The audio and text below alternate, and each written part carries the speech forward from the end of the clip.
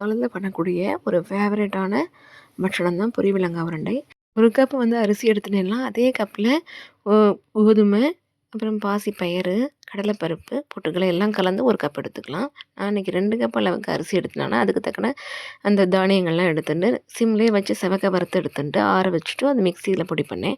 கொஞ்சம் ஏலக்காய் பொடியும், கொஞ்சம் சுக்கு பொடியும் போட்டு நல்லா பொடி பண்ணிட்டு, பாகு வந்து சரிக்கு சரி போட்டுக்கணும். 1 கப் அரிசினா 1 கப் வெல்லம் போட்டு, நல்லா முத்தின பாகு வச்சுக்கணும். ரெடியான உடனே நம்ம மாவு வச்சுருக்கோம் இல்லையா, பொடிச்சு வச்ச மாவில் பாகை கொஞ்சம் கொஞ்சமாக விட்டு பிசைக்கணும். சூடாக இருக்கும்போது கொஞ்சோண்டு கையில் மாவை தடவின்னு கடகடன்னு உருட்டி போடணும், இல்லாட்டா டக்குன்னு இறுகி போயிடும். பிடிச்சி வந்து முரத்தில் போட்டு நல்லா பரப்பி விட்டு ஆறின உடனே ஒரு டப்பாவில் போட்டு மூடி வச்சுக்கலாம். இது வந்து சாப்பிட்றதுக்கு ரொம்ப டேஸ்ட்டாக இருக்கும், உடம்புக்கும் ரொம்ப நல்லது.